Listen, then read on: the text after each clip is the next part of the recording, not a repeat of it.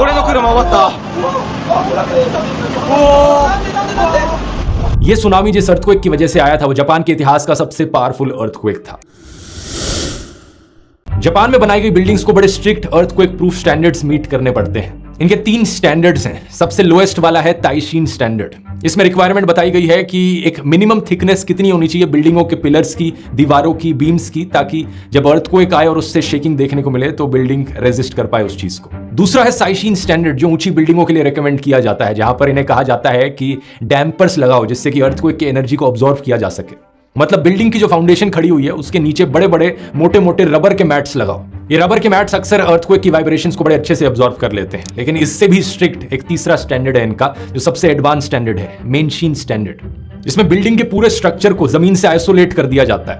Lead, steel और rubber की अलग अलग लेयर्स लगाई जाती हैं ताकि बिल्डिंग बिल्कुल इंडिपेंडेंटली हिले ग्राउंड के कंपैरिजन में। ग्राउंड हिल रहा है तो बिल्डिंग स्टेबल रहे। टोक्यो शहर में मौजूद ये आइकॉनिक टावर स्काई ट्री नाम से, इसमें भी यही स्टैंडर्ड्स इस्तेमाल किए गए हैं। ये पूरे शहर की one of the most earthquake resistant buildings है। जब 2011 में भयानक तोहोकू अर्थक्वेक आया था जापान में, 9.0 मैग्नीट्यूड था उस अर्थक्वेक का। इस बिल्डिंग को खरोच तक नहीं आई थी। दूसरी तरफ सुनामी से बचने के लिए भी जापान ने कई तरकीबें अपनाई हैं, हालांकि वो उतनी सक्सेसफुल नहीं रही जितनी अर्थक्वेक वाली रही हैं। इन्होंने सुनामी कंट्रोल फॉरेस्ट बनाए हैं। ढेर सारी पेड़ों की प्लांटेशन करना सुनामीज की ताकत को रोकने के लिए।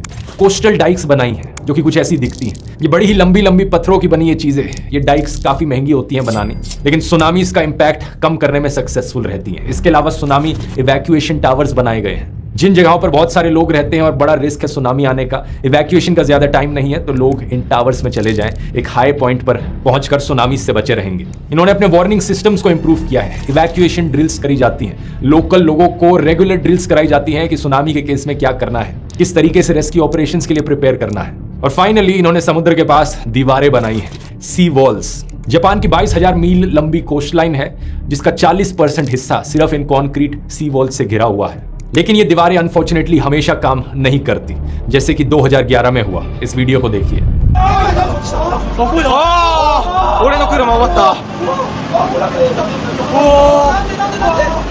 ये सुनामी जिस अर्थक्वेक की वजह से आया था वो जापान के इतिहास का सबसे पावरफुल अर्थक्वेक था, और इसी सुनामी की वजह से फुकुशिमा न्यूक्लियर डिजास्टर भी देखने को मिला। न्यूक्लियर रिएक्टर्स डैमेज हो गए, जिसकी वजह से रेडिएशन लीक हुई जो पूरे पैसिफिक ओशन के ऊपर फैली। 2011 का यह अर्थक्वेक और सुनामी जापान के इतिहास में बेहद खतरनाक रहा था। इसमें करीब 20,000 लोग मारे गए।